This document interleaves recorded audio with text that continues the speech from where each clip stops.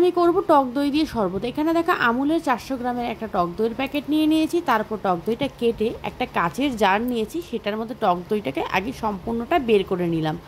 তারপর দেখো এই টক দইয়ের মধ্যেই আমি লেবুর রস দিয়ে দিচ্ছি। এখানে আমি গন্ধরাজ লেবু নিয়েছি, তোমরা চাইলে নর্মাল লেবুও নিতে পারো। তারপর আমি এখানে ফ্রিজে ঠান্ডা জল দিলাম। তারপর দিয়ে দিচ্ছি এর মধ্যে আমি স্বাদ অনুযায়ী চিনি আর লবণ। তারপর একটা কাচের গ্লাস নিয়ে শরবতটাকে খুব ভালো করে জারের সাথে শেক করে নিচ্ছি। তো দেখো খুব সুন্দর করে শেক করে নিচ্ছি, এতে আমার দইটাও গলে গেছে, চিনি লবণটাও গলে গেছে, সব কিছু ভালো করে মিশে গেছে। তারপর এগুলোকে আমি একটা কাচের গ্লাসের মধ্যে সার্ভ করে নিচ্ছি। এটা খেলে কিন্তু শরীর স্বাস্থ্যের জন্য ভীষণ ভালো, গরমের দিনে খাওয়া তো খুবই ভালো, পেটটাও ঠান্ডা থাকে আর খেতেও ভালো লাগে। আমার মনে হয় কোল্ড ড্রিঙ্কস খাওয়ার থেকে বাড়িতে দই দিয়ে শরবত বানিয়ে খাওয়াটা অনেকটাই ভালো।